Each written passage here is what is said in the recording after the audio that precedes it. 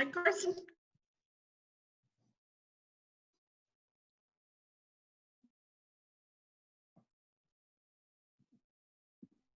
Hi there. How are you? Can you hear me? I can. Sorry, I was on mute. Oh, I saw that. No, I'm good, I guess. Yeah? What time is it there? 10 o'clock? It's 9. Oh, it's 9. Yeah. It's Okay. not too bad here. I'm just got my new setup here with 2 screens at one of my friend's offices, so we'll see how this goes. Okay. Well, let's hope we get some people to join us.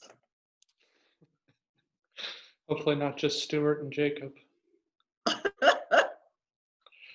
Only person I heard from 2 people. I heard from Joe Jean, who has a conflict, and I heard from Troy Whitmore, who will join us until 9, and then he has to leave. Okay. Hopefully Kyle and some others will get on. Hopefully. Rhiannon, maybe. Yeah. Well, it's raining here. It always rains here. It's been raining for about three days, so Wow. feels like I'm back at home, just muddy and gross. Should be about 80 degrees here today. It was about 80 yesterday, and not too hot till 3 o'clock or so, and then by 5 o'clock it's not hot anymore. Yeah, So yeah, pretty pretty- good. that's pretty nice. Yeah.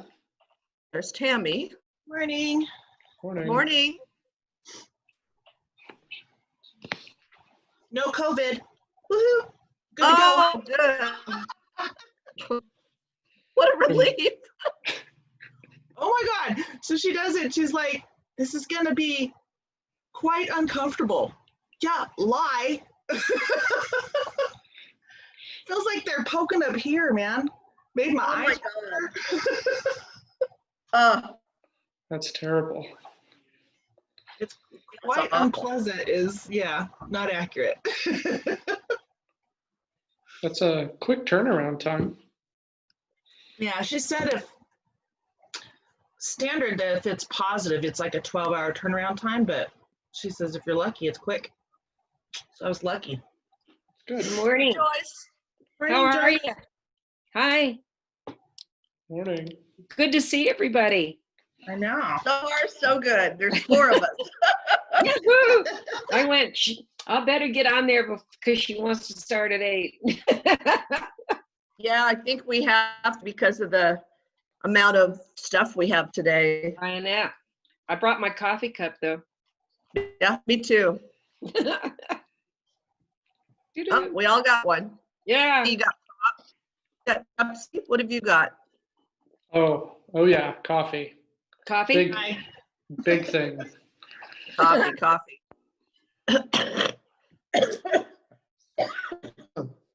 Morning hacking. Pardon? Oh, my morning hack, my morning cough. Oh. It's allergies. I mean, I'm already suffering from all the allergies that are out there.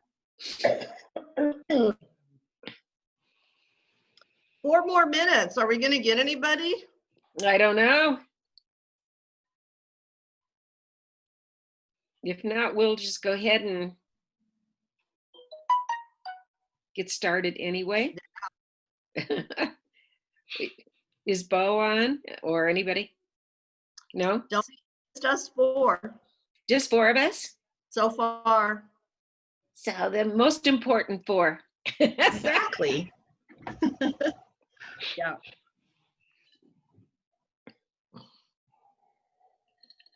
Have you used your swimming pool yet? Oh, God. Yes. Every day since we got it open, except for a couple of days when it was a little cold. But yeah. So Cool. I've had it open the 10th, and Carson used it once. Oh yeah? I did. It was the best thing ever. It was like the best perk of a job ever. Come over and use the pool. Offered it to everybody. So maybe that's part of the incentive then. Join Smart Commute and go to Karen's house. That's right. That's pretty funny. Oh, I see Yes. somebody else over there. What do you look like this morning, Vince? What's that? Put your video on. Trying. There he Okay. is. I'm here. We can There start. he is. All right. There's Emily Atencio. All right. Hi, Emily. Thanks for joining us.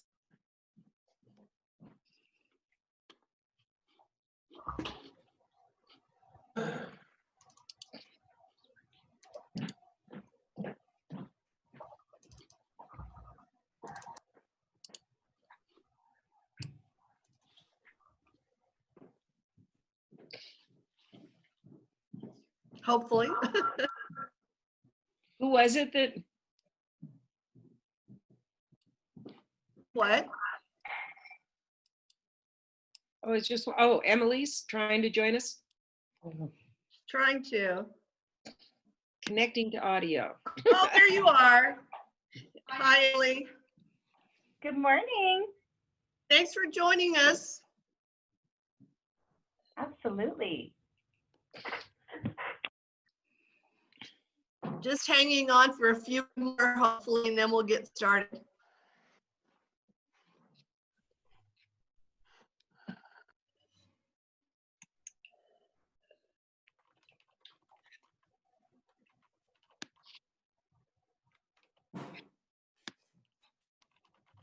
There's Kyle. Morning, Kyle. Good morning, Karen. How are you? We're all good here. How about your house? Doing well. Doing well. Just got my morning cup of Joe. So, Yeah. It's a theme. Yeah.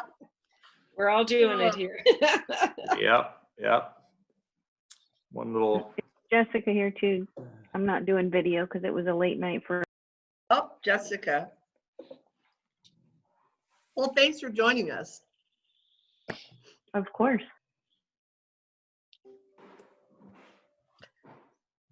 So Joyce, whenever you want to get going is great. I don't see Bo on there yet.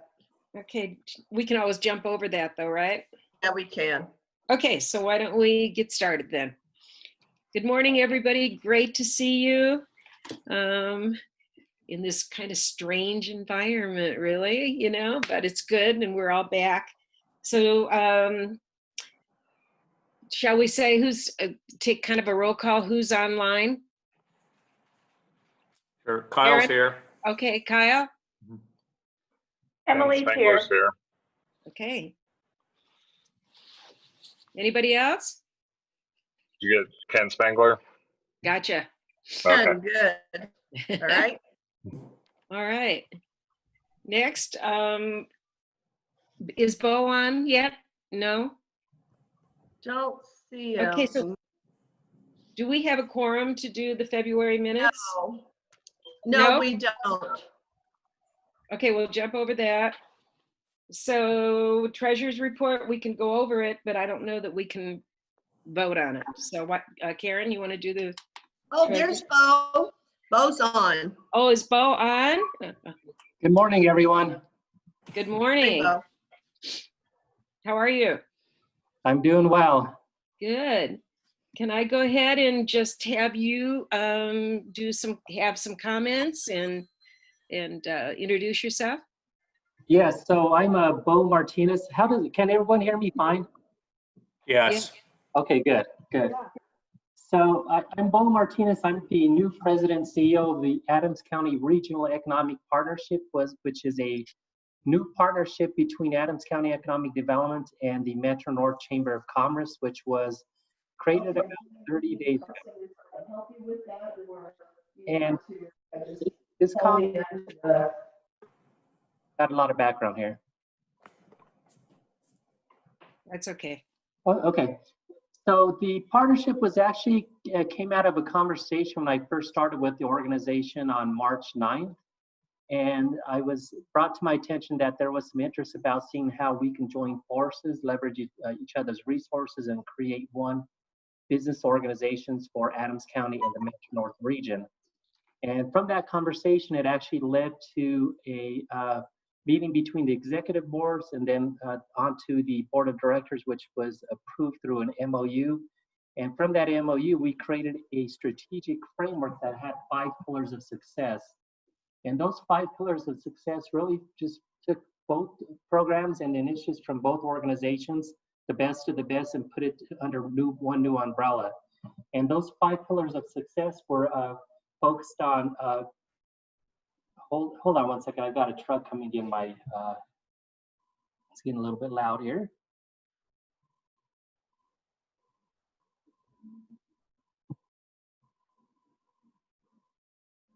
So those 5,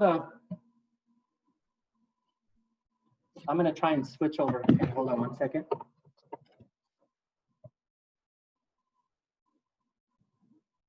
So those 5 pillars of success were around marketing, branding, placemaking, and communication. The second pillar was focused on membership and investments of both organizations. The third pillar was focused on looking at how we locate, grow, and expand businesses within our community and small business advocacy. And then the fourth pillar was focused on the Center for Leadership and looking at how not only can we leverage existing leadership throughout the community, but also looking at opportunities to develop new leadership within the Metro North region and throughout our community. And then the fifth pillar was focused on looking at how we continue our business and government relations, which was a strong pillar coming over from Metro North Chamber, and really building a great relationship not only with our elected officials at the local level, state and federal level, but also being an advocate on behalf of business and really looking at public policy. And some of the things that we talked about that were of high importance to the community were transportation and mobility. The other areas were affordable and attainable housing, workforce development and education. So those are some of the things that we were going to focus on as a business and government relations committee as going forward. And so from that, we have a new executive committee, a new board of directors. We welcome every single member over from Metro North Chamber of Commerce. And I can say that we really, so this is really exciting news, and not only for the community, but also for the Metro North region as we start to look at how we develop our community now and going forward.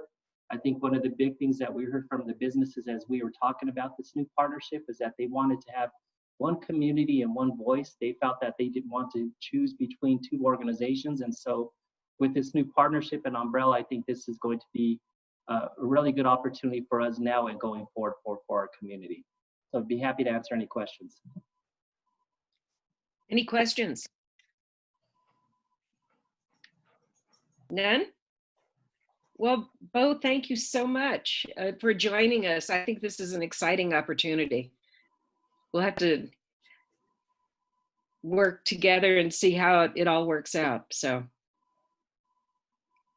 Thank you. Are you there?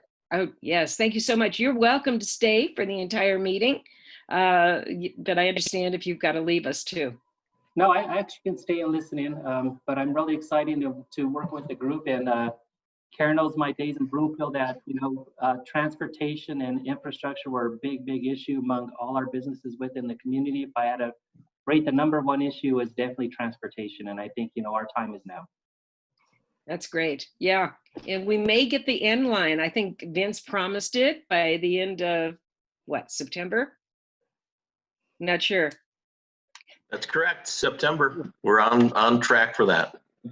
I still have to say, I'm going to have to, I hope I don't have to lose a bet to one of my planning directors because we have this ongoing bet about if it's really going to happen. So we'll see. We'll see. I'll trust you, Vince. Fingers crossed. I know. Thanks, Bo, so much. So we'll move to the meeting minutes. Do we have a quorum, Karen? Yeah, so we do. I want to make 2 announcements, and one is that Bo is actually part of our board of directors now. He has taken the place of Greg Moss, And so he's officially on our board. And then I wanted to say, Carson, I sent you a text about Gene Putman.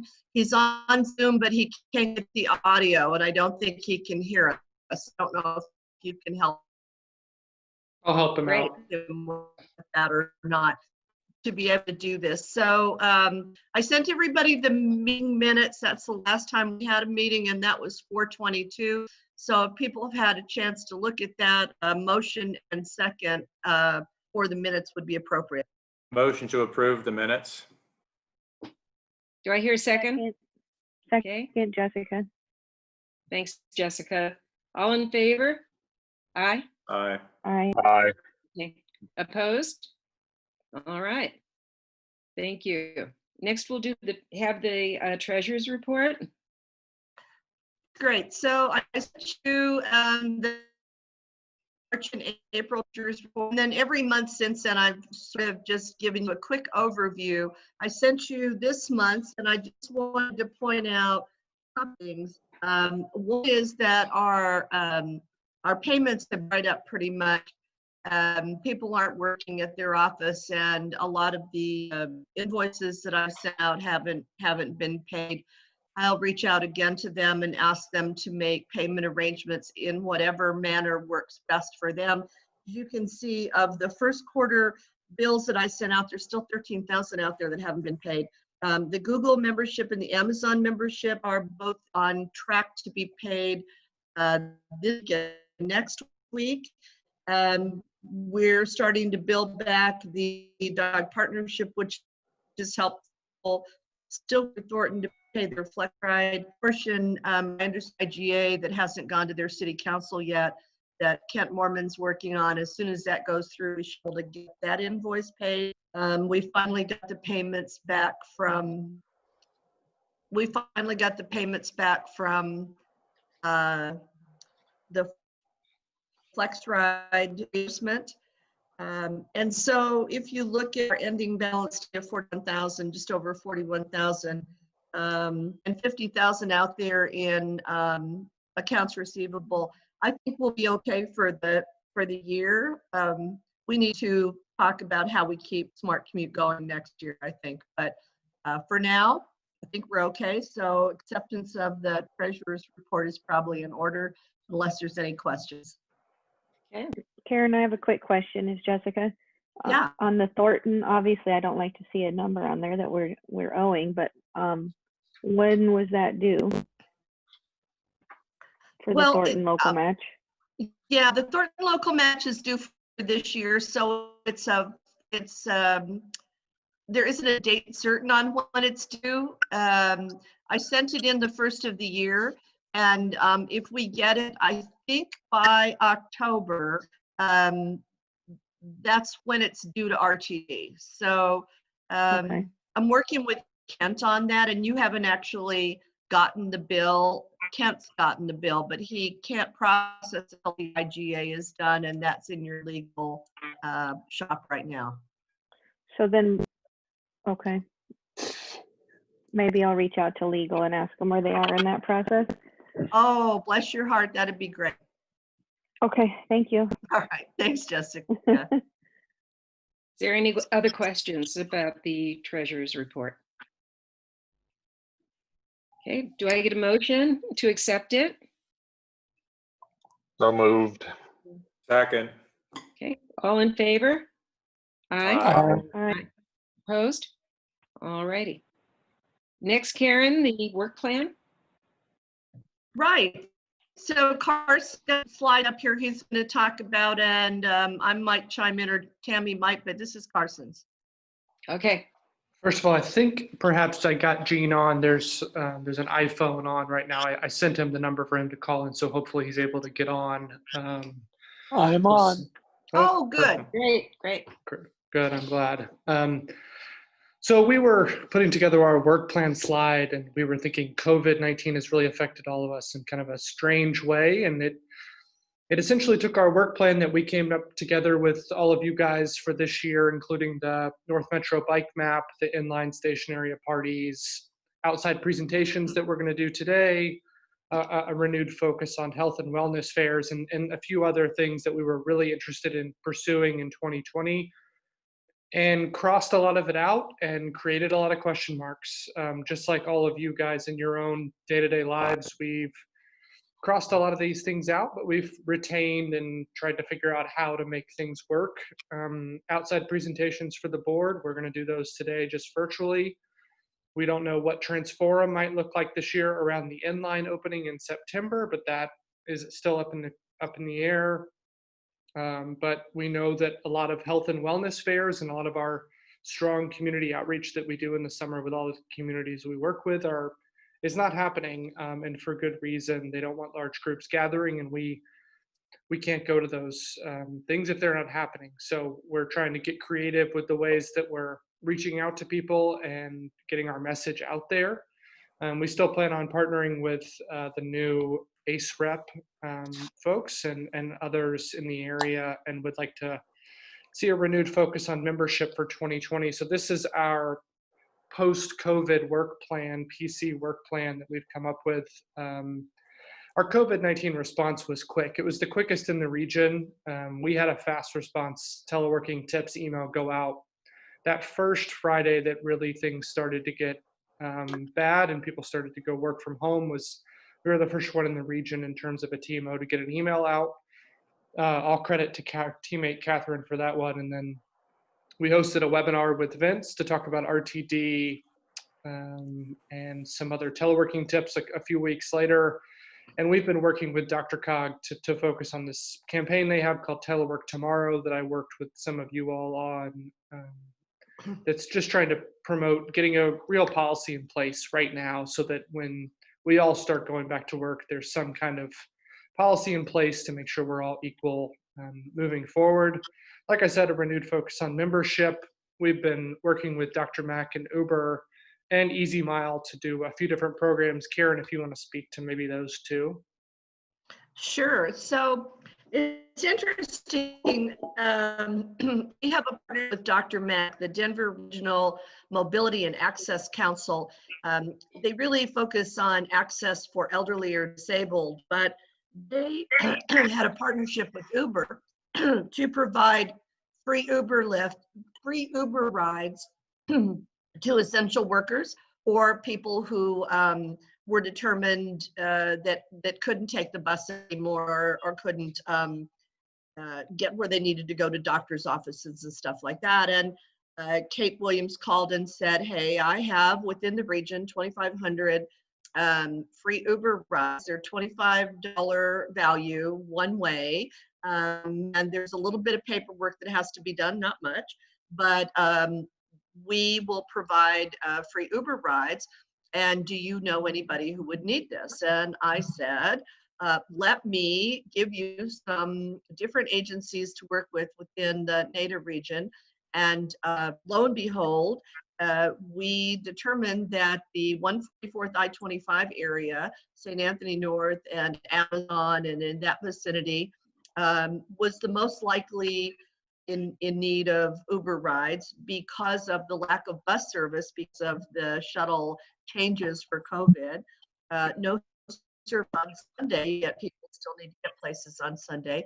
And so we partnered with Kate, and so far we've gotten 200 free ride tickets. We've given out over 150 of those. The program goes until the 31st of June. And I think we're the most aggressive in using her Uber ride tickets. So that was a wonderful opportunity for us. The other piece that I thought was interesting, and Kyle, you know Lauren Isaac from Easy Mile. We've had a couple of discussions with her. She reached out and said Easy Mile had been given the okay to look at opportunities to use an autonomous shuttle somewhere to provide some kind of COVID relief. And so we put them in touch with St. Anthony North and with Amazon and the city of Westminster. And the city of Westminster is going to use Easy Mile to shuttle food from their MAC over to their senior housing area that's just a couple of blocks away. I don't know if they're doing it yet. They had to get a few regulations approved for them to do this. But I think what I will say about this more importantly is that it's about relationships and it's about connecting people. And I feel like in this point in time in our existence, 12 years in, almost 12 years in, 10 years in, that now people do look to us to connect them to other things. And so I'm really pleased that we've had a hand in both of those, both the Uber and the Dr. Mac opportunity to partner and the Easy Mile partnership. That's great. I will just follow up on this slide, finish it out here. We still want to follow through with a Metro North bike map of some kind, maybe in June as we find ourselves in bike month with no bike to work day. We can kind of promote biking in that way. And then some form of transform around the inline opening. And we've been spending a lot of time, Tammy and I both, with our whole team, really trying to enhance the resource information on the website as we're all at home. And people are going to the website more and more often nowadays to find good information about teleworking and other active forms of transportation right now. Cool. Hey, Carson. Yep. This is Kyle. Just two related questions. For the Easy Mile that's going to be shuttling the food, is that actually an autonomous service? Awesome. Yep, fully autonomous. And then secondly, I recall that we were doing an initiative involving Dr. Cog and data gathering to ensure that Dr. Cog is getting the best and most up-to-date information possible so that their planning can be, I guess, as accurate as it possibly could. I just didn't see that on one of the initiatives for this year. Is that because it's largely complete, or is it done? I don't think it's done. I didn't think it was done. No. I'll pass that to Tammy. They did get waylaid due to the stay at home, so they've been in pretty much catch-up mode, trying to get the data switched over to the from the regional to the county level. So they just, I think it was last week, put out a test for the county level data. Kent's part of that, so he is Kent is part of the test group to review the county level data on the map, where you can go in and comment it, just similar like they did last time on the regional. It's just more focused on the county level. And they've got, I think it's till the middle of June to get comments back to Dr. Cog on the county level map before they make edits with the feedback they get before they actually push it out for real to the counties to review it. So they're making progress. They're drilled down to a much more defined level for counties, but they're still working on it. And do we believe that once that data is out, will there be any indication that we as a board have of here's what it looked like pre-data analysis, here's what it looks like post-data analysis, so we can understand if there truly was a delta between the way the information was gathered and the quality of the data before versus what it looks like afterwards? I just think it'd be very interesting to see.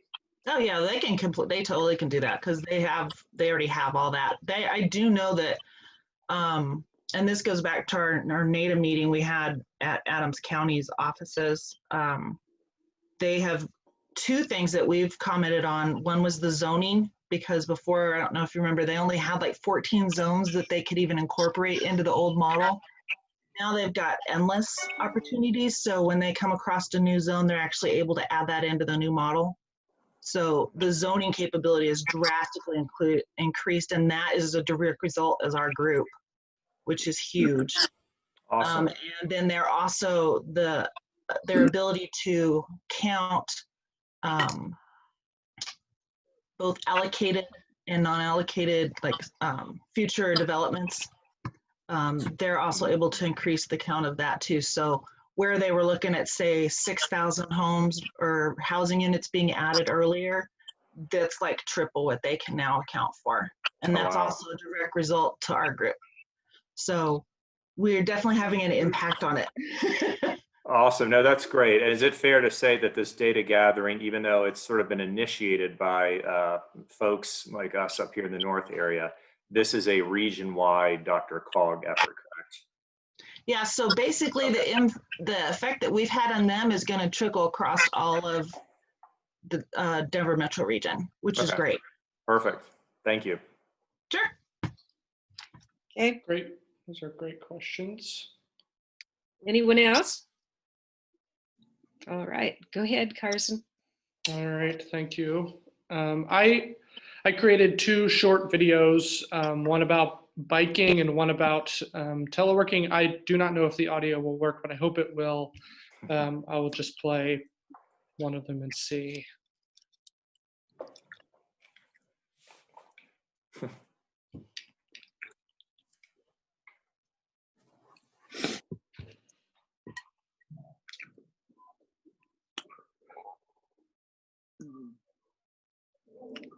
It looks like we're all in training on this new virtual meeting. Yeah, I don't think the audio will work, but The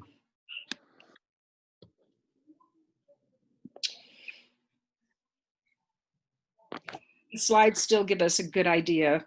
yeah, it's just background music. There's no voiceover.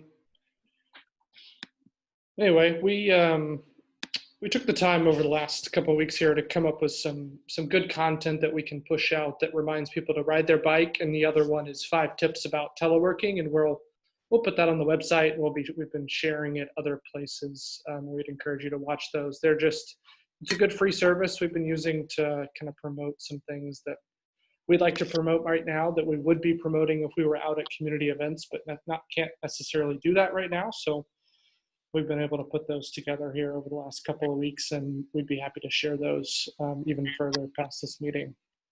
Okay, great.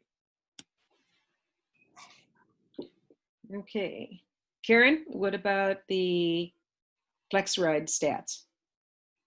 Just wanted to let you know that we continue to manage the Flex Ride. The stats came out for April. We have one of the highest riderships. A lot of the Flex Ride programs have lost quite a bit of ridership, but we have one of the highest. We run around 2.2 boardings an hour, 42.9 boardings a day, which is pretty high for that.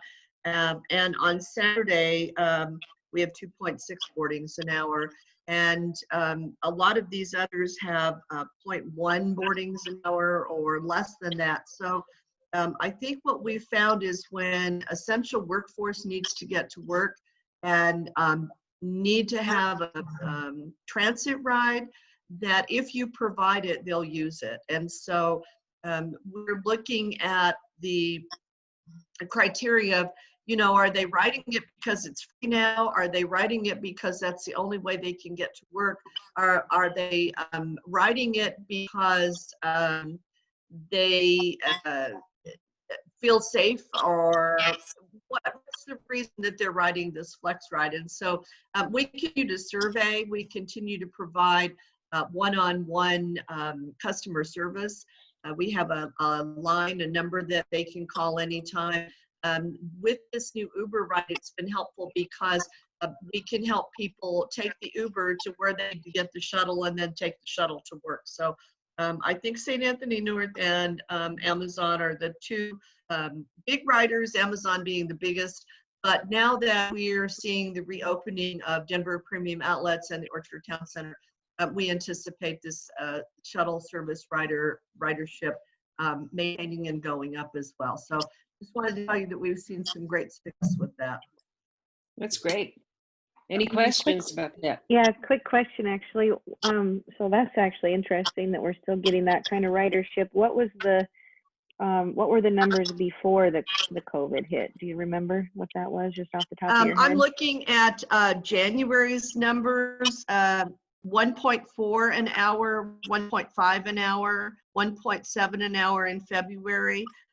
In March 1.5, and then in April 2.2. So the total numbers of boardings went from 35 to 42.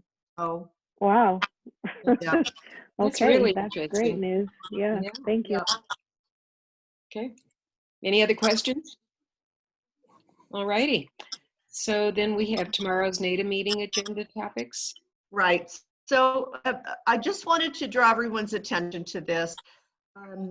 You know, because our meetings are back to back, one on the Wednesday and one on the Thursday, I feel like it's replicative to have the same thing on both agendas. And I want to encourage all of you who are members of Smart Commute to call into the NADA board meeting anytime you want to. You, in essence, are members of NADA by being members of Smart Commute. And on our agenda for tomorrow, you know, we have Director Busick and Director Whitmore talking about the NLINE update, the legislative oversight bill that's percolating out there. I can give the Transportation Commission update. We have an update on the 270 environmental impact. And then we have Sophie Schulman, who was going to come and present to us, but she'll be presenting to NADA. And that will be a very good presentation. And you're all welcome to participate. I sent you the Zoom link. And so in order not to replicate what we're doing at NADA and do it again here, I'm encouraging all of you, if you have time tomorrow, to link into the Zoom meeting tomorrow. There's some interesting stuff on the NADA agenda. And that starts at 7:30, not 8 It o'clock. starts at 7:30. If you don't want to sit through the first part of it, the presentation from Sophie starts at 8:30. It's not a closed Zoom. You can come in anytime. Okay. Carson's monitoring who's checking in. And so you can come in any time from 7:30 on. Hey, Karen. Yeah. Is Sophie essentially the replacement for Amy Ford? Yes. Okay. Yes. And she's going to make the presentation on the efforts to put more electric vehicles on the road, how CDOT is putting money toward innovative mobility, how that affects air quality, the kinds of things we've really talked about for the future of CDOT's expenditures and how we can play a role in improved air quality. Thank you. Okay. Anyone else? Okay, Karen, let's see. That sounds good. So let's see, Carson, do you have your speakers in yet? I do. It looks like Stuart is here. And I will go ahead and flip over to his slides. And Stuart, you can just cue me when you're ready. Let me say, if everyone who's on could mute their mic so we don't get any interference for Stuart's presentation. We're so thrilled to have Stuart come. He is expert in his field. Before he became the TMA Director of Transportation Solutions in Cherry Creek, he worked for Urban Trans and a well-known expert in trip reduction. In fact, he used to go around the country and get hired with a lot of important companies to help them tackle this important piece of reducing congestion and improving air quality. So we're really thrilled that Stuart was willing to join us today. So thanks very much, Stuart. We're looking forward to your presentation. And when you're finished, we could take questions. Great. Well, thank you, Karen. Thank you for the very generous introduction. I assume you can all hear me okay? Great. Well, good. I wanted to talk a little bit about briefly the history of why we exist, why we have transportation management associations, and kind of the dual purpose that we have in addressing air quality concerns along with access and mobility and traffic congestion reduction. So these are all the goals that kind of come together. We were originally formed back in the late 1990s, were the first few TMAs in our region.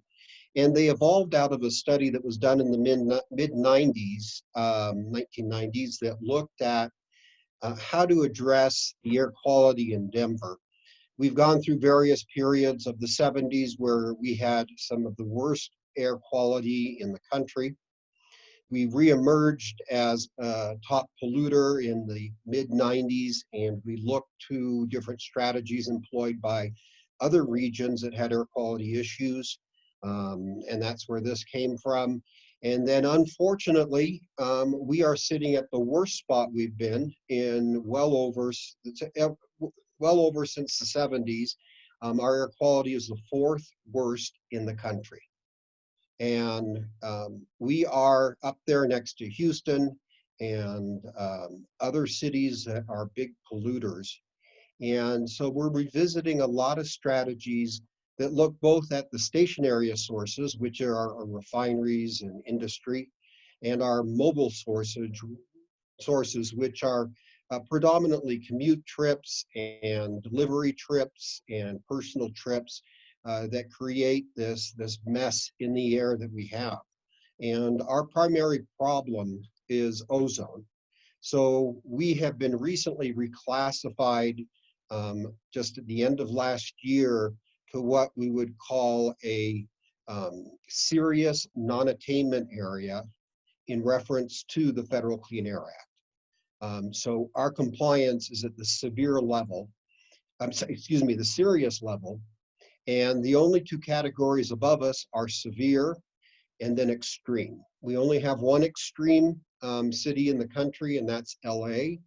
The severe categories have the Houstons and a few of the other cities that tend to be large polluters. We are just at the edge of serious and severe. And so what I wanted to talk today about is how we could potentially play a role in addressing our current air quality issues and really provide the value to our community with which really focused on why we were formed in the first place. So I'm gonna dive into my presentation. I know it's always awkward on the Zoom calls to ask questions or anything, but please just chime in if you have a question. This is informal despite using Zoom. And if you have trouble cutting me off, just hit that button where it waves at me. So you can hopefully ask me any questions. Great. Karen said that I am I'm her counterpart in Southeast Denver. Our program is called Transportation Solutions. We've been around since 1997. We were one of the first 3 TMAs that were formed in the region. We were formed by the Regional Air Quality Council and funded through what we call the State Implementation Plan for Air Quality. So we were created for air quality purposes. And the study that led to this looked at mandating employers to get alternatives available to their employees and providing different incentives. The study in the mid-90s, we weren't obligated to mandate these requirements at that time. We weren't as polluted as other cities where this is required. So this was more a voluntary initiative that we looked at whether to regulate or do something else. And the bottom line with the study was 2 points. One was that Coloradans at that time would not respond well to the California-style air quality regulations on employers. And that was very loud and clear. I contribute that to the slight libertarian ism that we have here in Colorado that's stronger than in California. So that was a hurdle. The other side was really the desire that we needed to create a support structure for employers to help their employees with their commutes. And so the transportation management associations were set up originally to create that foundation for potential regulation, and that during the interim to go after voluntary participation from employers. And that's what we've been doing really since 1997 up until today. We have been a voluntary initiative. Ironically, while we were formed for air quality purposes, we can't take credit for the trips that we reduce unless it's mandatory. I know that sounds rather silly, but that's just the way that the law works. So really the intent was for it to be a relatively short term before we started looking at regulation, but we found our air quality improving. So let me go to the next slide. So I've talked a little bit about the history. Why are we at this point today? Primarily, the decline in our air quality has been over the last 2.5 years, 3 years, largely because of two factors. One was the relaxation of air quality emission requirements for stationary sources, primarily the sun cores of the world. And the other issue that really related to it was our increased population was causing increases in mobile source pollution. And what we have been doing, and typically what we've done as a state, is we've gone after station area source reductions. And so that's the thrust of what we're doing in 2020 right now, is only dealing with station area sources. And this obviously is where we can have the greatest impact, but there's only a limited value, because with the growth in air pollution from cars and trucks, especially delivery trucks, that our air quality will get worse again. So what we stepped forward and did with Karen and with others in the TMAs is to say, can we revisit our original purpose? Can we look at whether or not a business-friendly mandate can get us to the point where we don't have to face these draconian restrictions? And so that's what we're looking at right now. And partly what we're trying to do is get ahead of this so that we don't end up being downgraded once again to the severe level, and then this being mandated. And the rule that comes with that is we get the California style, I might, don't quote me, but kind of draconian approach to reducing trips. And that isn't the ideal situation. We typically in Colorado do well when we join hands and move forward together in the manner that fits with our style of business and our philosophy about the environment. And so we're hoping that we can get out there and prevent us going to a severe non-attainment designation. And we are so close to that literally we're counting the number of days of exceedances this summer. And if it had not been for COVID-19, we would be at a point of having enough exceedances air quality wise to be once again downgraded to severe on January 1st of next year, 2021. But right now, we're really looking closely at each day. Right now, as if you follow the air quality index reports, we're pretty much around moderate or compliant, which is okay. When you get above 100 AQI, then it's beyond moderate air quality, and that's where we have our problem. So if you follow the AQI every day, I do, just out of interest. We usually are coming in, like I would imagine today will probably be like 70 something AQI, hopefully not higher. If this was a regular commute day without COVID, it could easily get over 100. But before I put you to sleep, let me go to the next slide. So what we did originally, and when I say we, it's really the Denver Regional Council of Governments in coordination with the Transportation Management Associations, is we looked around the country to see where these types of programs have been very effective. And we set up meetings with our counterparts in Seattle, and we also talked with folks in California and other locations. And pretty much the group came around to looking at what's offered in the state of Washington. It's been around for a very long time, since 1991. They moved this forward without any pressure from the federal EPA to do such a thing. They did this for purposes of reducing trips, but also in helping employers connect better with the transit providers and others to create employer pass programs to allow employers to influence how transit decisions are being made. So really creating a stronger partnership all around. And they began regulating employer sites that had 100 or more employees. And what these sites were asked to do is they were asked to survey their employees every 2 years. And they divided up their region based on targets.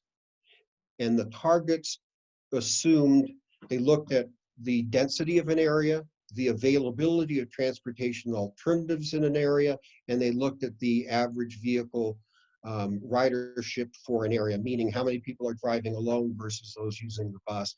And they came out with a set of targets. And so a suburban area wouldn't be penalized because they lack transit. Their goal would be different. And so they would look at what might be the available services, like carpooling might be the only option.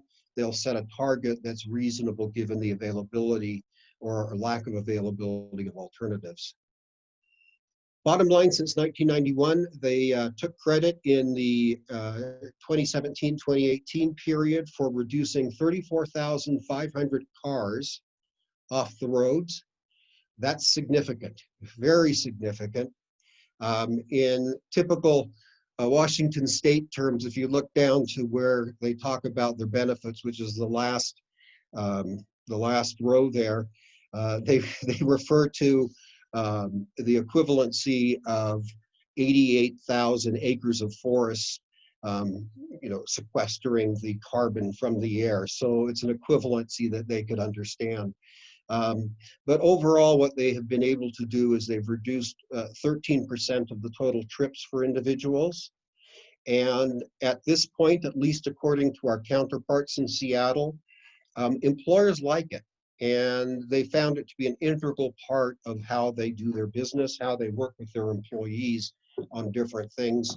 And so we thought this would be a great opportunity for us to look at something that employers would like, that help them get better connected into the transportation. I always like to point out to our politicians here locally, when they talk about, we're very unique here, we're very different, we wouldn't behave in the same way that these other regions would. The reality is we are fairly similar. We have very similar motivating factors, but there is a big difference. I have heard many folks say, for some reason in Colorado, when we build our transit, it takes years to build up ridership. It takes us years to fill up all these trains. And then we look at Seattle and they announce, we've opened a new light rail line and it's full the first week. And again, people say they're different from us. What's different is every single large employer in Seattle gets that information immediately because they have a designated transportation coordinator, because they have TMAs who send them information about this. So by the time the light rail line opens up, everyone's been informed about it. We don't have that capacity currently to reach that many employers. And I credit their commute trip reduction program in Seattle with being that conduit for engaging employers and getting those results so quickly. I just also wanted to point out, these programs are called many different things. Ultimately, they're all the same thing. In Washington State, they call it commute trip reduction. The EPA calls it employer-based trip reduction programs. In Arizona, they call it, I forgot what it's called. Anyway, doesn't matter. I don't have them as the example here. But they all have similar names and are designed to engage employers. Next slide. When we looked at what we could do here in Colorado, we tried to look at the best practices from other regions, and the TMAs collectively came out with this approach, which is very similar to what's being done in the state of Washington. We felt that if we could get employers that have 100 or more employees to be regulated to survey their employees and to do a set of activities that will help to reduce trips, and I'll explain in a second how that works, that we could collectively ratchet down the emissions from cars and potentially eventually trucks by expanding this to include deliveries. But what we looked at doing was first asking an employer to designate an individual who will be the contact person. And when we've gone back and measured the amount of time commitment that is for an employer, it averages about 2 hours per week. So we're not making a big ask of employers.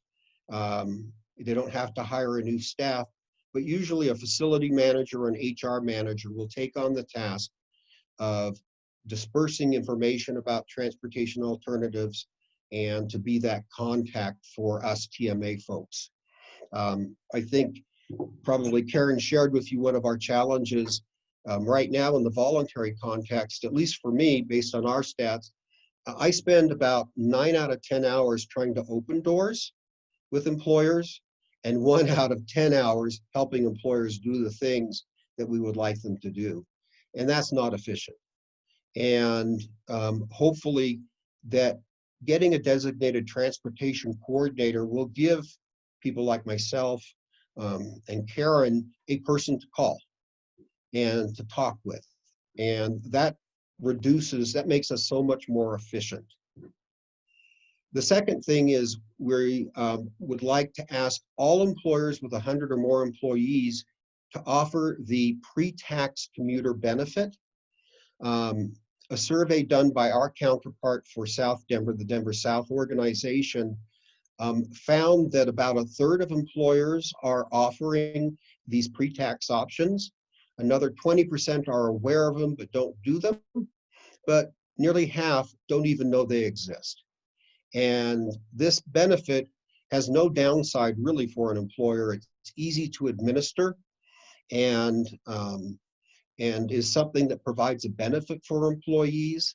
It saves them money on their transit passes, but for the employer, it saves them on payroll tax. So for example, if I took $100 out of my paycheck to purchase a transit pass, then that saves my employer $7.65 in payroll tax that didn't need to be paid.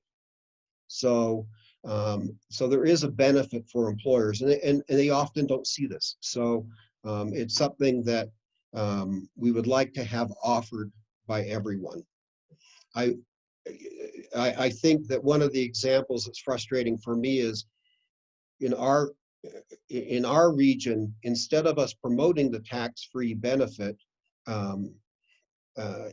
what RTD did is they tried to figure out a way to subsidize these lower income workers when we could have achieved the same thing by getting employers to offer it, and then the burden of that subsidy would be on the IRS and not on RTD.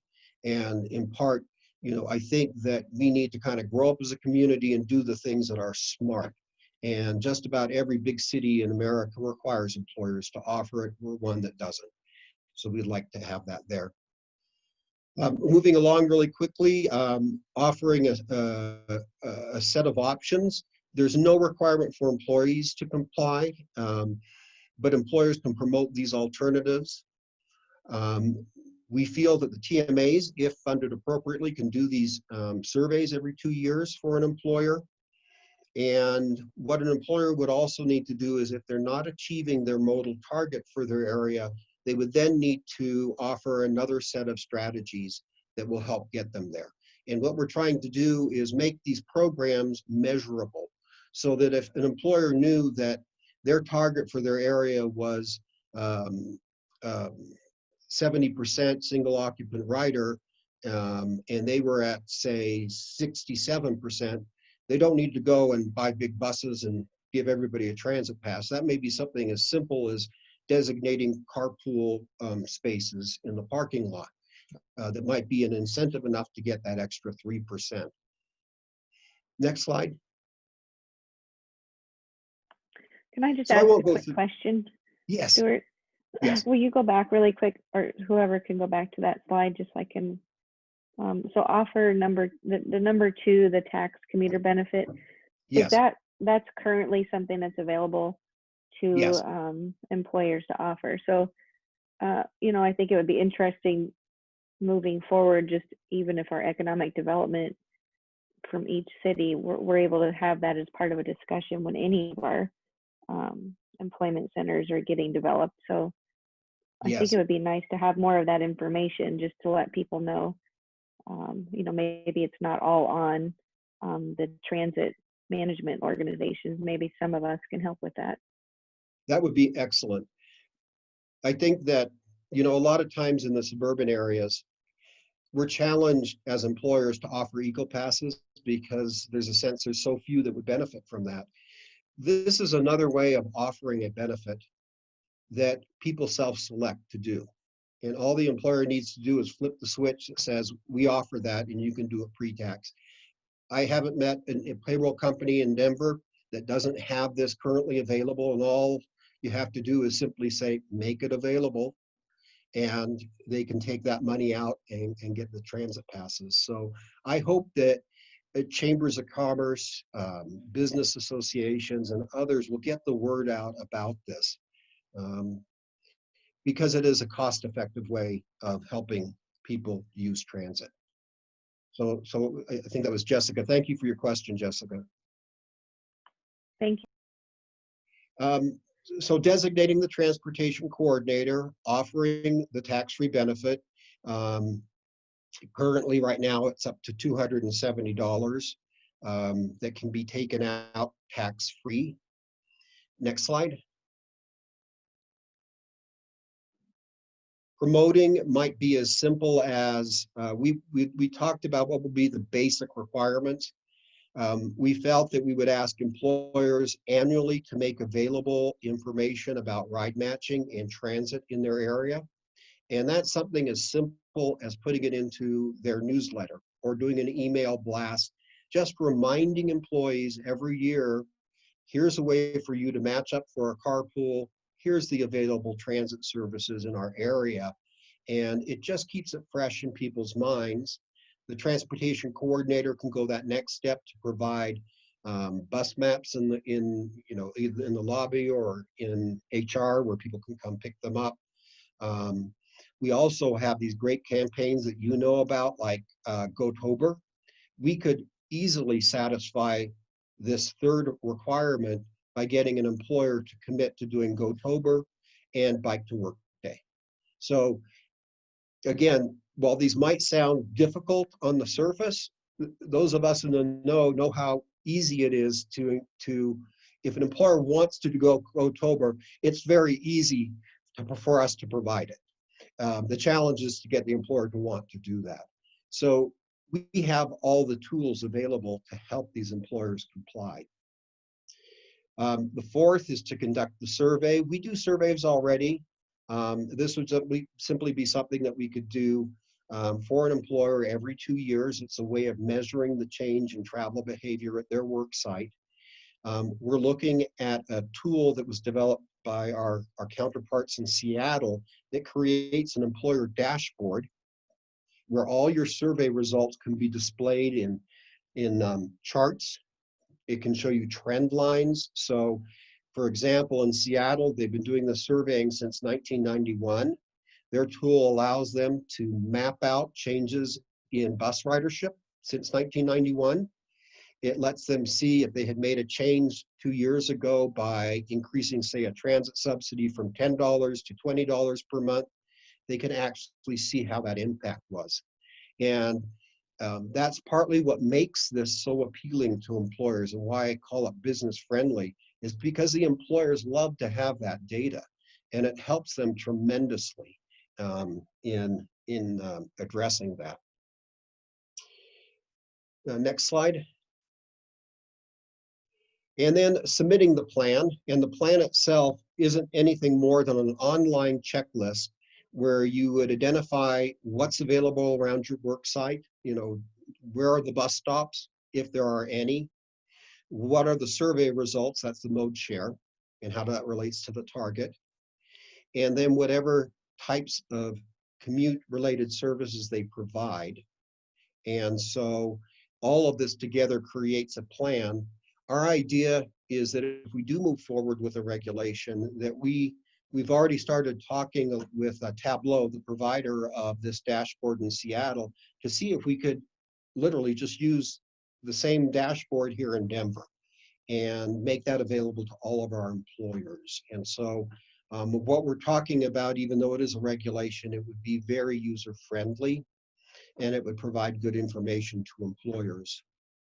On the reverse, I want to talk about those who don't comply. In Seattle, it's a very hands-on type approach. If an employer doesn't comply, usually the state will notify them of this requirement, and if they aren't complying, they actually turn it over to the city of Seattle, who does a follow-up phone call and encourages the employer to do that. Out of all the employers in downtown Seattle today, there are only 2 that have not complied with this regulation. And we asked them, are you fining them? What are you doing with these employers? And they just said it's in the hands of the city of Seattle. If it's a city council person that just needs to call that employer and say, hey, it's not a lot of work, you can do this. They have never had to fine an employer, ever. So that makes it more business friendly. Next slide. I referred to the target earlier. The idea in Seattle, if you look to the far side with the map, their drive alone target for downtown Seattle is 20%. And that seems rather extreme because we're probably at about 30–40% in downtown Denver. They are at 23% currently. So this regulation has helped them dramatically reduce the cars and the traffic around downtown. But if you look to some of the suburban areas, go way north, you can see that their single occupant vehicle rate is 69%. That's the target. So it's a more suburban context. You look to these semi-urbanized areas, like I think it's called Queen Hill or something, is 50% roughly, versus a downtown, which is 20. So we would do the same thing here. So you might be in an area that might have that goal of 70% SOV. My area is more like an area that would probably get about a 49%, 50% target. And in theory, a third of the employers are already meeting that because it's based on the goal for their, based on the performance for their area. Just lastly, where are we at in this process? We have been advocating, and thanks to Karen and to others who have come together and raised awareness with the Regional Air Quality Council. We're asking them to study this concept and look at how we might apply this in the most user-friendly way and to work with the TMAs to provide that support network. So we never tell an employer, you have this mandate, and not give them the support that they need. We want it to come hand in hand. We want to be able to say, you may be required to do a survey every 2 years, but we'll do all of the work for you. All you need to do is forward the link to all your employees. They go in, we crank out the results, we give the results back to you, and we can give it back to you with certain recommendations that might help you. So thankfully, the Regional Air Quality Council has officially accepted this as an item for study. We are at the end of month 1 of a 6-month process to define what it is we want to do for our region. We are at the table advocating for what I've just described for you. And partly the reason, there's a lot of reasons behind it. We've decided that we're going to study how to enhance existing voluntary efforts before we look at the regulation. But we're going to do those hand in hand. And that first part of the discussion about what we can do in the voluntary environment has kind of evolved into what can we do with teleworking, given our current situation and our current crisis. But we are still advocating for an actual mandate in 2021. And if the summer is really bad, this will be a moot point because we'll have to do the California style one. So I keep encouraging the RAC. I had hoped that we could get this done by August, because what has happened in other regions is if you have your own plan for trip reduction in place, they don't make you replace it unless it doesn't have teeth or something. And so we want to get out there with a business-friendly approach. We do not want to have to take Los Angeles's rule, which is called Rule 2202, and it's very draconian with big fines. So We would like to be able to do this. We'd also like to be able to allow employers to buy out of this. And they can do that by purchasing credits, carbon reduction credits that would be equivalent to having a bus pass program. And that we'd create a pool of funds regionally where those funds would be used on other activities that would get an equivalent carbon reduction. So in other words, if an employer doesn't want to do any of this stuff, they can buy their way out and have somebody else reduce those carbon emissions. And it isn't a large sum. We really don't want employers to opt out, but in our context, we need to give that as an option. So that's one of the add-ons that we're looking at currently. During the 6-month period, we're developing the recommended approach, and we're looking at that next year implementation. I have my fingers crossed that we'll do okay this summer so that we won't be immediately ratcheted up. That will give us if we actually do not have too many exceedances this summer, it gives us another 3-year window to work within. And my hope is that we'll be given that 3-year window. And during that 3-year window, we will do this business-friendly approach and reduce the necessary emissions to avoid us having to be designated severe non-attainment. It's not just the employer trip reduction that comes with severe non-attainment. There's a whole lot of stuff. When LA was faced with this, they essentially had to shut down the furnished varnishing businesses in town because they polluted too much. So that's when air quality rules start to become painful. And so we're not at that painful level yet, and we'd like to avoid that. And so that's pretty much my overview on that. And we have time for questions if anybody has some. Thanks, Stuart. Is there questions? Hey, Stuart, this is Kyle. Thank you very much. A great presentation. Just a big picture question. You had talked earlier about the difference between, I guess, there's stationary pollution and then mobility related pollution. In the Denver area, sort of what's the percentage breakout between the stationary and the mobility? I honestly don't know that number exactly. It had been told to me. Dr. Cog knows that. I'll get that number and I'll pass it back to you so that so I can share that with you. But if you look at a trend line, mobile source is the majority of the pollution that we have out there.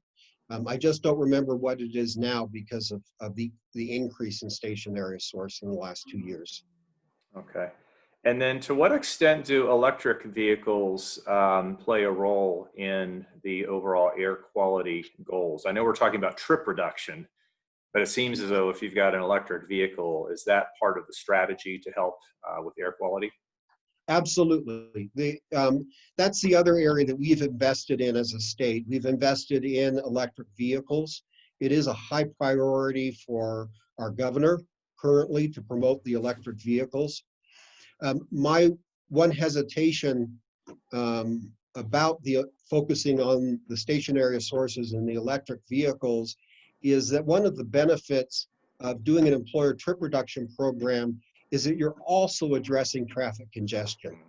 And we don't have enough of that discussion here in Colorado, how one strategy can have 2 purposes.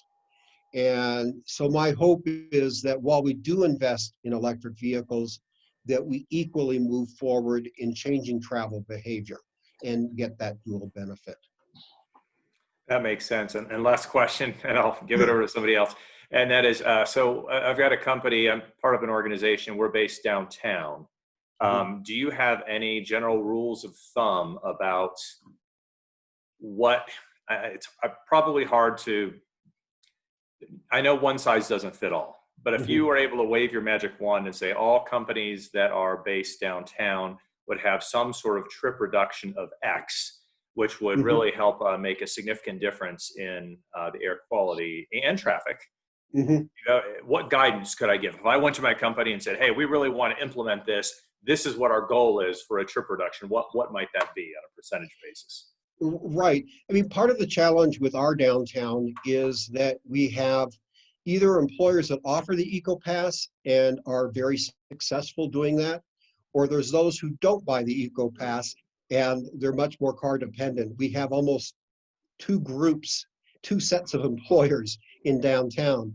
And in drafting a regulation, we'd be picking a number in between. So those that already have the Eco Pass probably don't need to do anything, honestly. Those that haven't opted into offering a transit pass to their employees will face the choice of offering it or buying their way out of it. And it's a bit challenging. We're certainly working with the Downtown Denver Partnership. They're our counterpart. They're the TMA for downtown Denver. They will have to have a very unique approach that will be different from the rest of us because they have these two types of employers. In my area, we don't have as much as of a difference. Most of my employers come in around the same number SOV-wise. And so if we're given a target, we can work more collectively to change that. I don't know if that helped. It's a work in progress. Fair enough. Fair enough. Thank you. Okay. Is there anyone else? I don't hear anyone. So thank you so much, Stuart, for all the information. It was very valuable. So we'll talk to you soon. Okay. Okay. Thank Bye-bye. you. Thank you. Okay. So Carson, we've lost Karen. She has some technical issues. So we'll move on to Dr. Cogg's MetroVision.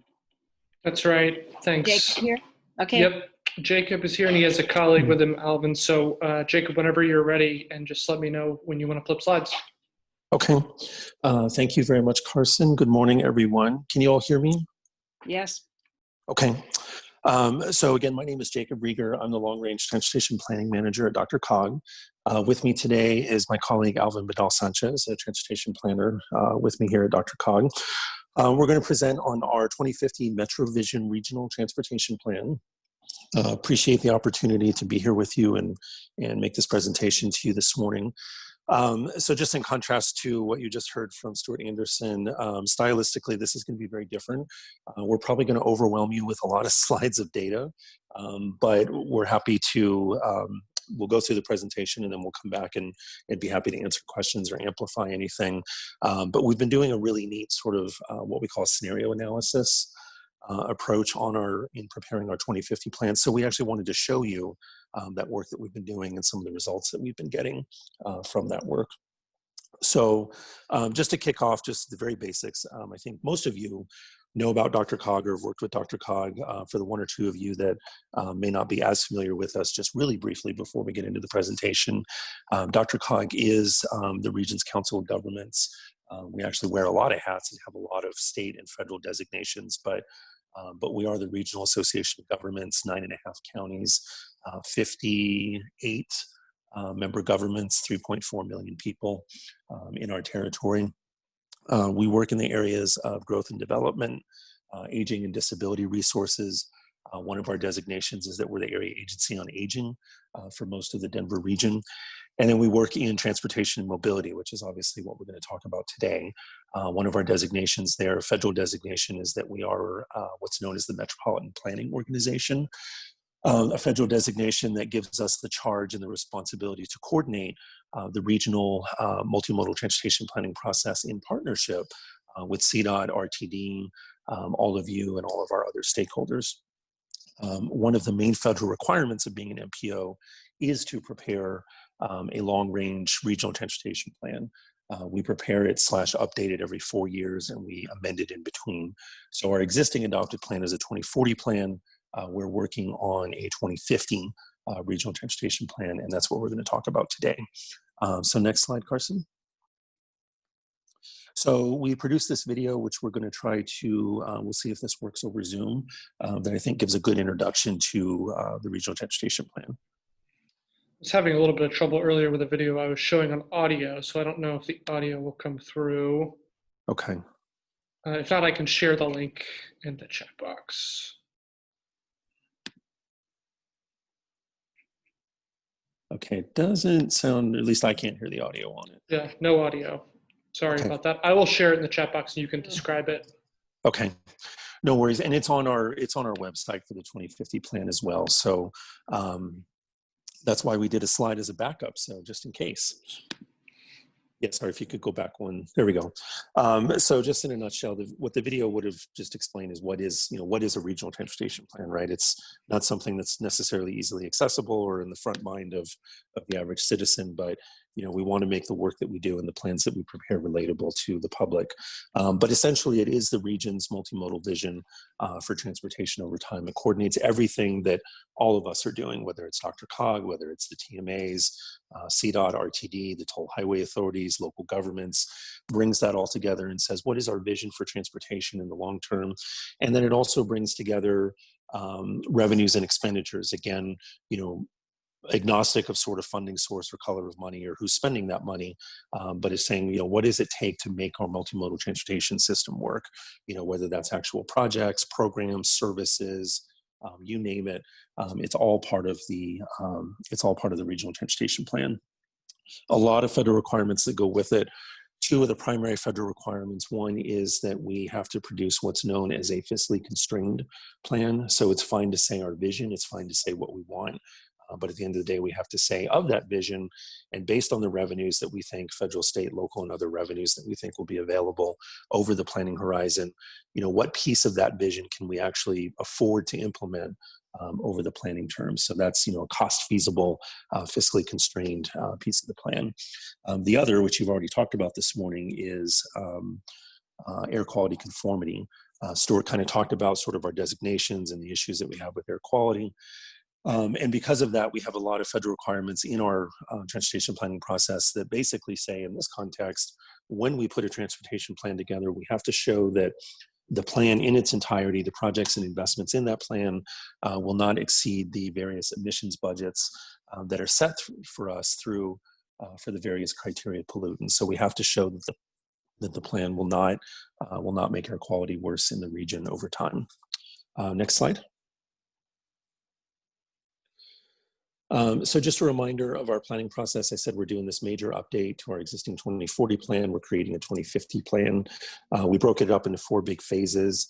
We started last summer with a lot of public and stakeholder engagement, kind of get the pulse of the region, where are we at, what's important to you, what's working, what's not working. And then took that information, we're now in what this says phase 2, where we're thinking about investment priorities and scenarios that we're going to talk about today. Really, ultimately at the end of the day, none of us have enough money. None of us can do everything we want to do. What are the region's priorities? What are the choices and trade-offs that we're willing to make to get where we think we want to go by 2050? As we get into summer and fall of this year, we'll be putting the plan document together, have a draft document done by the end of this calendar year, and then adopt the plan early next year.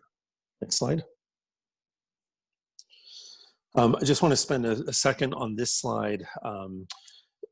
Stuart and you all this morning already kind of talked about sort of some micro level, targets and trip reduction and those sorts of things. We actually have some regional goals and regional targets that we aim for this region through our overall Metro Vision plan, which would be analogous to a local government's comprehensive plan. We adopted our Metro Vision plan back in 2017. Really what is that shared vision for the region? What do we want to be when we grow up? In this case, the planning horizon was 2040, but it contains a lot of 2040 targets and measures that cover a lot of things beyond transportation. What this slide is showing is the transportation targets in Metro Vision. In the interest of time, I'm not going to go through these right now. You can kind of see them on the screen and we'll make this presentation available. But the point I want to make here is that when you look at just the directly related transportation targets in Metro Vision, which are things like, non-SOV mode share to work, VMT per capita, greenhouse gas emissions, and a few others. On most of those so far, and we're at the beginning of this journey, but so far, we feel like we're kind of behind the trend line in terms of where we'd want to be by 2040, much less 2050. So that's been kind of a foundational thing for us. The regional transportation plan, as I said, is the collection of energy and investments and efforts towards building our multimodal and maintaining our multimodal transportation system.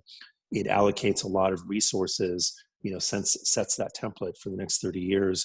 How can the regional transportation plan really ultimately make the best use of taxpayer dollars, makes the best use of our collective efforts to help achieve some of these targets that frankly so far we're not achieving. Next slide.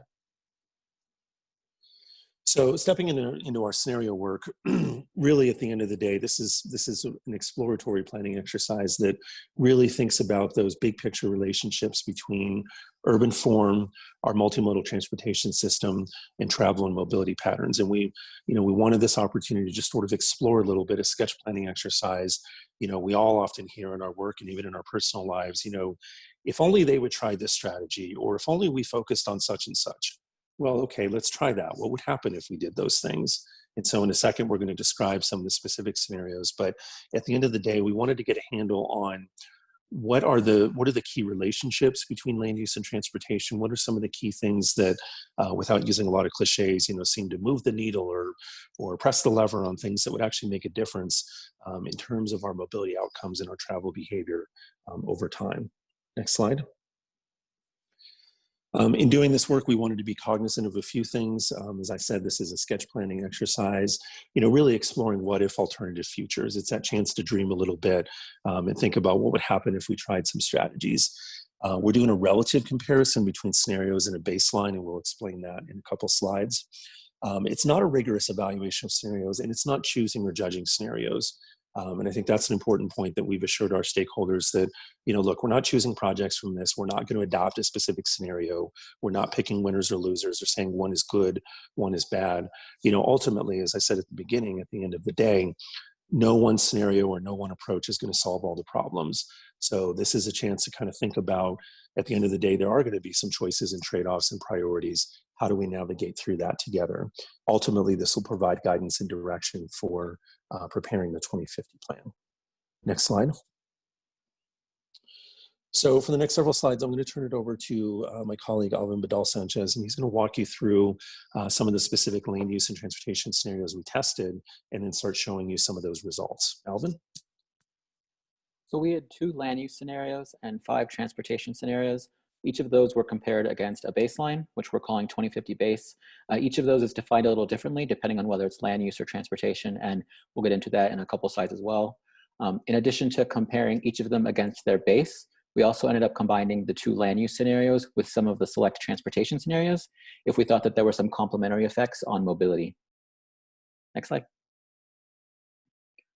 Behind all of our scenarios, regardless of whether it's a land use scenario, a transportation scenario, or a combination, we're using the same demographic data in the model. So by 2050, we're expecting another 1 million people and 800,000 jobs to be in the region by then. So that same data has been used in all of the scenarios. So the only changes you're seeing in outcomes are a result of the choices being made in terms of transportation or land use. Next slide. For each of the scenarios, you're going to see these 3 same metrics being evaluated: vehicle miles traveled, transit, walk, and bicycle trips, and vehicle hours of delay. Some of these are really good proxies for other measures currently. So like VMT is a good measure for emissions. If VMT goes up, emissions go up. You can see our current 2020 levels. By 2050, we're expecting each of these to increase from their current levels. So once we get into the actual outcomes, you're going to see how those change percentage-wise compared to 2020, 2050, and so on. Next slide. So on our transportation side, when we're talking about our 2050 base, what we really mean are our roadway capacity projects and our rapid transit projects that are already in our adopted 2040 plan. So you're seeing a map of those new roads, those road widenings, and those rapid transit projects that we've already gone through the adoption process for our 2040 plan. They're just run on a 2050 land use. So when we talk about our 2050 base for transportation, these are the projects and the systems that we're looking at. Next slide.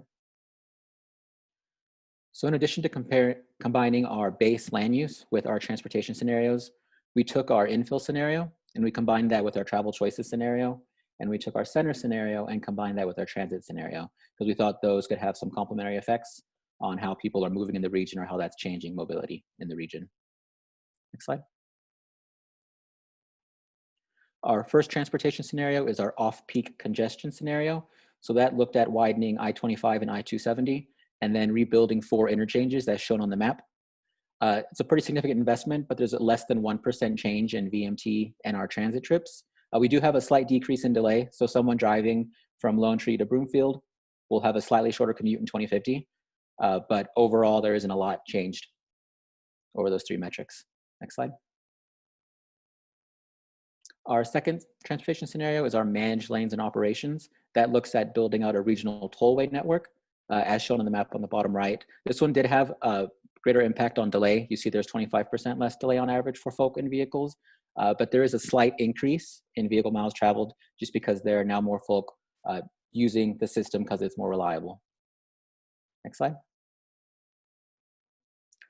We have a travel choices scenario as well. This looks at building out a regional bikeway and sidewalk network. It also encourages teleworking, and there's a safety component as well. So some key arterials across the region have a slower speed limits.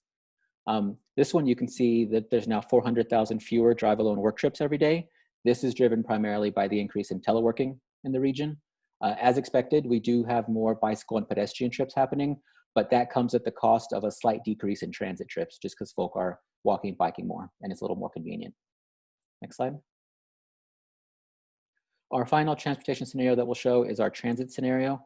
This builds out a regional bus rapid transit network. It finishes fast tracks, and it makes transit free. As expected, there are now more households using transit.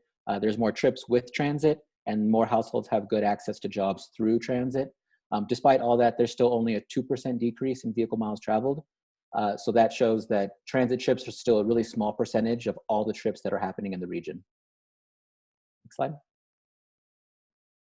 So for all of those, you've seen them at a high level individually. For us, like Jacob mentioned, it's about comparing them across different metrics. So you're going to see those previous three metrics that we just showed: VMT, transit walk and bike trips, and vehicle hours of delay. Next slide. I would note that the off-peak congestion scenario didn't perform significantly different from the base scenario. So that's been combined in the far left gray bar. Of the remaining three green transportation scenarios, you can see the one with the most impact on vehicle miles traveled was travel choices, just because you have less folk driving to work because of teleworking, and there's some more bike and walk trips. Otherwise, there wasn't a significant increase or decrease based on the managed lanes or the transit scenario. Next slide. When it comes to transit walk and bike trips, not surprisingly, our travel choices and our transit scenarios performed the best in those, but it was the travel choices scenario that had the greatest impact, again, primarily driven by fewer drivers and then just more folk walking and biking compared to just more folk transit. Next slide. And then our last metric, all three of them that are remaining show a decrease in delay compared to our 2050 scenario, 2050 base, but the greatest delay reduction was in our managed lanes and operations, but travel choices did have a pretty significant decrease as well. Next slide. We'll do a quick introduction to our land use scenarios as well. A little more in depth just because there's transportation, people can get pretty easily, travel choices, managed lanes, but just to introduce both land use scenarios, we'll do a quick introduction. Slide. So I mentioned we kept our demographic data the same. So that covers this blue and this orange square in this graphic. For our land use scenarios, we also went a step further and we made sure that the model was anchored to your community's local zoning. So as capacity changes in each part of the region, it's appropriate for your part of the region. So a change in Denver is different from a change in Castle Rock. We also made sure that we were taking into account all the development that's already in the pipeline. So if there's something that's we've got a good handle on that's going to happen in the next couple years, that's already built into the model. So we know that that's going to stay throughout the process and we're not changing any of that. And then lastly, for the model, we didn't change any of the predictive parts. So the only things changing within it are the choices available. Next slide. For both our land use scenarios, infill and centers, they come from our Metro Vision Plan. Like Jacob mentioned, this larger shared vision for where we want to be in the future. So both of these are just sourced from the different choices that we make available in that plan. Next slide. Now, when we're talking about our infill scenario, that's if we focus redevelopment and infill around 11% of the region's land area. For comparison, 15% of the region's land area is considered urban. This would focus about 11% within our infill area. Centers is focusing development around rapid transit stations, urban centers, and key employment centers. That's a much smaller percentage, only 3% of the region's land area, but you'll see that this is a difference between moderate growth or intense growth within a really concentrated area. Next slide. In terms of household growth, The infill scenario, you can see, captures about 75% of all household growth happening in the region. The center scenario captures 2/3 of that, but it's capturing that 2/3 in a much smaller area. So we're going from 19% to 37%. So that's a very intense growth in a very small area. Next slide. So I mentioned we would show you what baseline looks for land use. This far left map in gray is what we're talking about when we talk about a 2050 base for land use. Once we get into our infill and center scenario, you see that growth, or that intensity of household growth, starts becoming more intense in select areas. Again, the infill scenario is focusing around 11% of the region's land area, and centers is around 3%. Just because there's not a color around a particular area you might be aware of that's growing, doesn't mean it's not growing. This is just focusing on the level of intensity. So we know that growth is going to be occurring throughout the region in all of these. Next slide. There's also within MetroVision targets beyond those mobility metrics that Jacob had shown and mentioned. So we also wanted to show you how the 2 land use scenarios are performing for our land use metrics as well. For each of these, you can see that as we move from our baseline to our infill to our centers, we're getting more dense. We're also just getting more concentrated in terms of jobs and households. But even with these 2 scenarios, we're not getting to where we want to be in our MetroVision targets. Next. And then beyond those MetroVision targets, we also have other metrics we're looking at within our regional transportation plan and our other plans. So we wanted to show you a couple that we're also looking at. You can see that generally speaking, household growth is a lot closer to our employment centers. In terms of our single family households, within our center scenario, we're actually able to keep a lot more of those single family areas single family compared to our base or our infill scenario. Next slide. Alvin, do you want a break here? Do you want me to take over? You can take over. Okay, just to give you a little bit of a rest. And again, I know it's a lot of data. We're actually close to the end, but we wanted to show you some more of the results of this work. So just like with the transportation scenarios, we actually also modeled the land use scenarios first by themselves, and then as Alvin indicated, in combination with some of the transportation scenarios. So when we modeled just the infill scenario by itself, you see some of the statistics on this slide in terms, again, comparing to our base from 2015. You know, a 6% decrease in vehicle miles traveled, 11% less delay, almost twice as many transit trips, and a big increase in walk and bike trips as well, just from this infill land use scenario. Next slide. And then on the, when we combine this, the infill land use scenario with the travel choices transportation scenario, here's where you start seeing some really interesting results.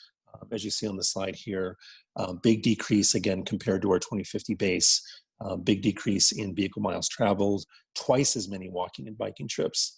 It's about 16% of all trips taken in the region. And then, as you see on the lower right, more transit trips in this combination than there was in the transit scenario by itself. Next slide.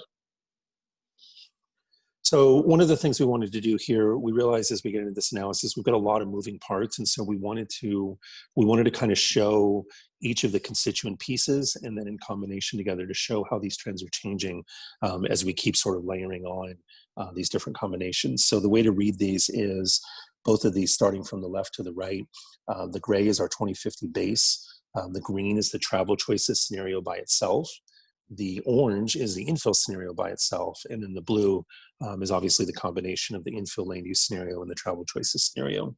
And you see for both of these metrics, vehicle miles traveled on the left and transit walk and bicycle trips on the right, you can see that as we step through these combinations that in the case of VMT, it keeps going down, and in the case of transit walk and bicycle trips, they keep going up as we start putting some of these combinations together. Next slide.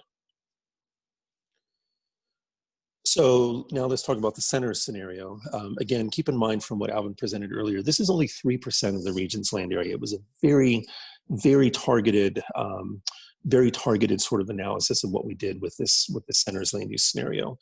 Again, affecting only 3% of the region's land area. And yet, look at some of these statistics. When we ran it by itself, 8% decrease in vehicle miles traveled, 3 times as many transit trips, twice as many walk and bicycle trips. Next slide. And then we combine the center's land use scenario with the transit transportation scenario. And again, you see some pretty dramatic outcomes of this. Vehicle miles traveled decreased 24% compared to our 2050 base, 3 times as many walk and bicycle trips, and 6 times as many transit trips. Just an enormous sort of performance on this scenario. Next slide. So similar to before, we wanted to kind of show that progression of how things change as we start putting things together in combination.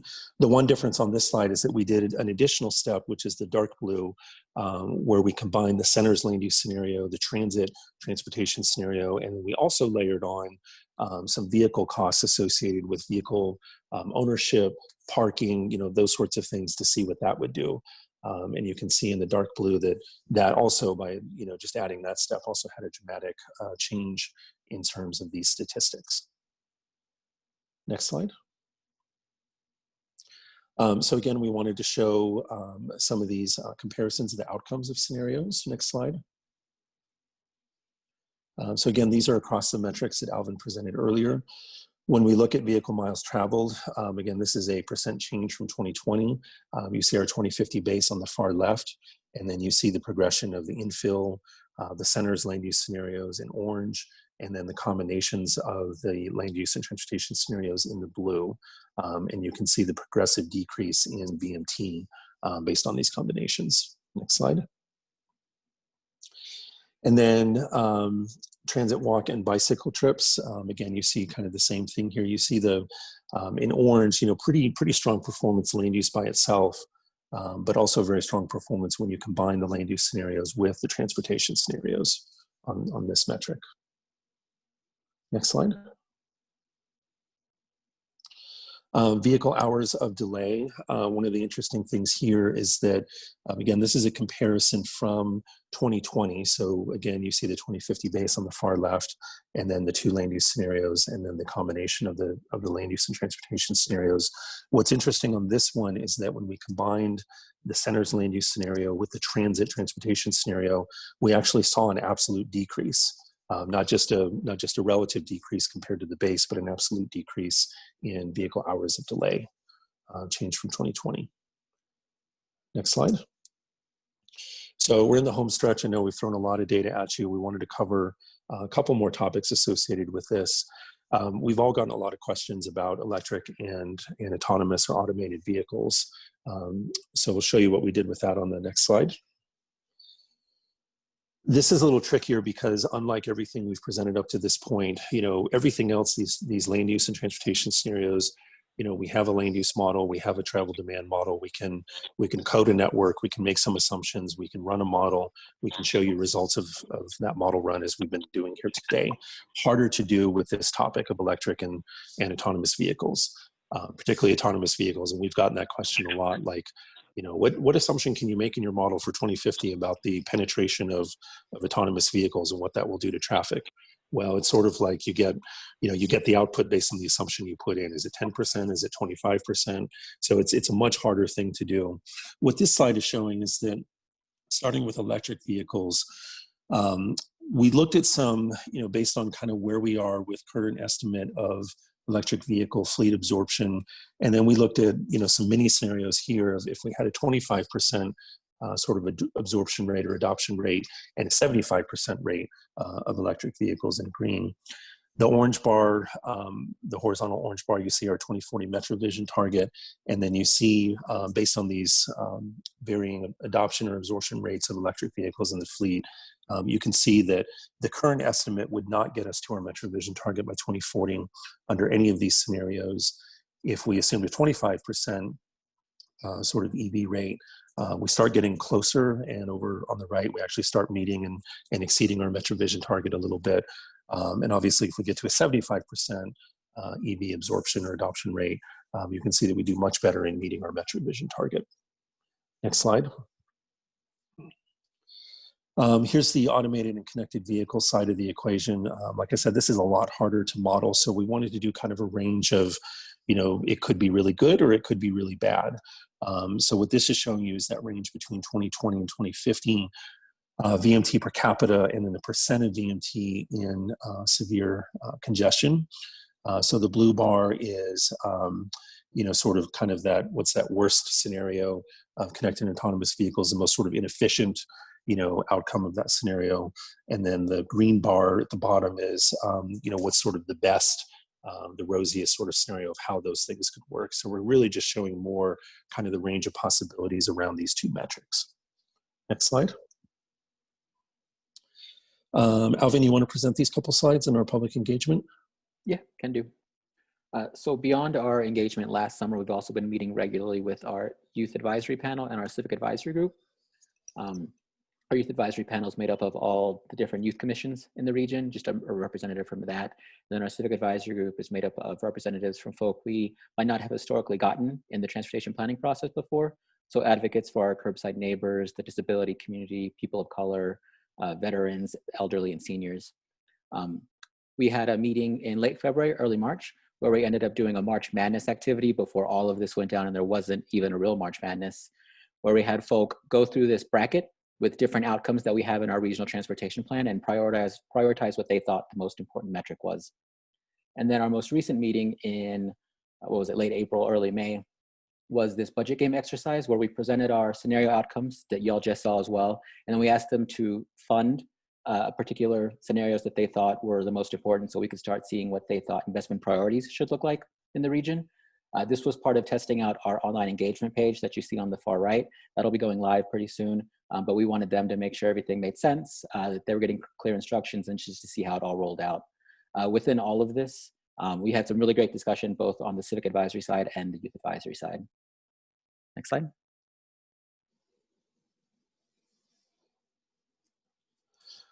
So this is actually our last slide. I'll go ahead and present this. I know we've probably overwhelmed you with a lot of data today, and as much as we've shown you today, we've actually shown our committees and stakeholders a lot more data. What does all this mean? What are we going to do with this? So first, we wanted to just get these results out there to folks just to sort of absorb all of this, because it's a lot of information to take in, and we realize that. And we're now starting a conversation with our stakeholders, with our transportation advisory group, about how do we move forward into the more specific tasks of putting our 2050 plan together. As we said, we're not directly choosing projects from this work. We're not picking a scenario. We're not even picking a hybrid of scenarios. But I think that this has illuminated some really interesting relationships, strategies, data, information that we can take forward as we start thinking about how do we identify our investment priorities for 2050? How do we start putting together the project list, the types of projects, the financial plan, and the other elements that are required for a long-range transportation plan? So that conversation is, we're actually in the midst of starting that now, and that work will continue over the next couple months. So we'll stop there. Appreciate the opportunity, and we're happy to answer any questions. Thank you very much. Thank you very much. Are there questions? Wow, that's a ton of information. Is this presentation, will this be available to our board? Okay, that would be great. Have you presented this to legislative bodies yet? We have not presented this to legislative bodies. We have presented it to our stakeholders, our committees and board, a few other groups, but no, we have not presented this to legislative bodies. And is it anticipated that this will be presented to them at some point as they try and determine priorities for transportation spending? I will be honest, no, unless we're asked to do that. We don't typically in our work present to, and I assume when you say legislative bodies, do you mean the state legislature? Yes. Yeah, we don't typically in our work present to the state legislature, but we're certainly happy to if we were asked. And then just, I was trying to follow, it sounded as though when you ran your scenarios that the one that seemed to be, if there is agreement that the idea between reducing vehicle miles traveled and increasing bike and I guess essentially increasing the modal split from vehicular traffic and otherwise, if that's a goal, it sounded as though the land use policy of concentrated centers combined with what you guys are calling transit seem to yield the best outcomes. Did I follow that correctly? Yeah, I think that's fair. I think there were a couple of these. That's one combination that worked well. The travel choices in combination with the land use also worked really well. You know, land use we know is a touchy subject, and I want to be clear on this, that, you know, as a regional government association, DRCOG, we provide information, resources, you know, we bring people together, all those things that a regional government association does. We are not a local government. We don't control land use. We don't, you know, to be frank, tell people what to do when it comes to land use. That's the purview of local government. What we hope we've done here, though, is really prompt some thinking about what does it take to make transportation successful? And particularly when we prepare our 2050 plan, that plan ultimately is going to represent investments in our regional transportation system, whether it's a big project or a program or a service or whatever it is. We want to deliver a transportation plan that's not directive in the sense of telling people what to do, but helps people understand, you know, if you have a transportation project or a transportation investment, say in your community, that you want it to be successful, what is it going to take to make that investment, that project, the most successful? And part of that is land use. You know, for example, fast tracks is an easy example. If we didn't have transit-oriented development around stations, you know, that's a lost opportunity. I think we all sort of intrinsically understand that. You know, similarly, if we're looking at a bus rapid transit corridor or whatever the transportation investment is, you know, land use is part of that equation. We want to help people think thoughtfully about what will it take to make this the most successful it could be. And what's the difference? I wasn't quite clear on this. The difference between the category of transit and then the category of travel choices, since both of those seem to be pretty good outcomes. Yeah, so in the broadest sense, in terms of our scenarios, the transit scenario was really sort of a transit focus. As Alvin said, it was finishing fast tracks. It was implementing RTD's regional BRT network as a sort of proxy for, you know, good frequent, bus service. It was fare-free transit and a few other things. The travel choices scenario was more about a complete streets, safety, multimodal, urban arterial kind of focus, you know, knowing that a lot of our travel happens on, you know, the Federals and the Colfaxes and the Hamdens of the world, you know, making those streets operate more safely, making them have a multimodal component. So they're somewhat related, but they were different in terms of the assumptions that we made for each of those scenarios. And did you add an economic component of this to say what the relative costs were of these various, I mean, land use is kind of tough, but at least on the other ones, transit versus travel choices versus other things, is there any relative economic value or costs ascribed to those to put the economic component into the mix? Yeah, that's a great question. The short answer is yes, there was. That was even more work that we did that we didn't want to overwhelm you with presenting today, but we did for each of the scenarios come up with a very high level sort of total cost. I mean, planning level, not engineering project level, but just sort of like, you know, $2 billion for this scenario, $3.4 billion for that scenario, very high level planning level of cost detail. But again, the point there was that we wanted, as you said, to kind of illustrate some of those trade-offs and choices between scenarios. You know, if scenario A costs twice as much as scenario B, but scenario A's outcome metrics are only, you know, half as good as scenario B. I mean, I'm making that up, but it's that kind of conversation that we wanted to have. So we did do that work. We presented that to our committees. As we step into the next phase of general public involvement on the 2050 plan, that's actually how we're going to do it. We're actually going to be sending out the next couple of days a mass email to the public, or not an email, but a sort of notification to the public about playing what we call a budget game, which is, you know, summarizing the outputs of all these scenarios with the costs associated and having the public sort of think through, hey, if I was in charge and I had $100 to spend, because we're going to relate the cost to something people can understand, you know, in this scenario costs $50 and this other one costs $30, how would I invest my $100 to get the outcomes that I think are important? Awesome. Thank you. Good work. Thank you. Thank you. Do we have any other questions?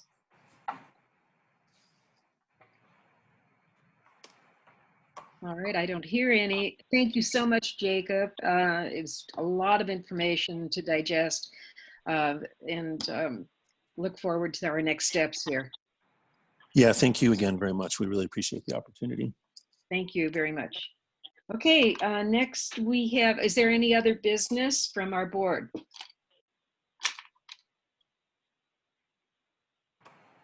Hearing none, I believe we are adjourned until, is it June or July this time, Carson? I'm not sure. I think Karen's on the it's June. phone. Okay. Karen, if you want to chime in, if you know. Can you hear me now? We can. Okay, I think we need to consider a June meeting since we missed 2 meetings, and we typically don't have a June meeting because of CML, but it's been canceled. So I think, Chair, if you don't mind asking people if they'd be willing to do a June meeting, let's plan for one. All right. Okay. Is everyone fine with the June meeting? Okay. All right. We'll plan on a June meeting and we can talk about that later. All right. Anything else? Thanks, everyone.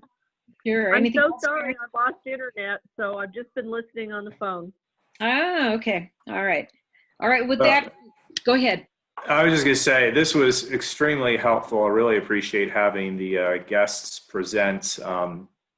Very value added. So thank you very much for putting this together. Great. Thank you. Anyone else? Hearing none, we are adjourned. I'll see you next month. Thank you. Hi, everyone. See you later.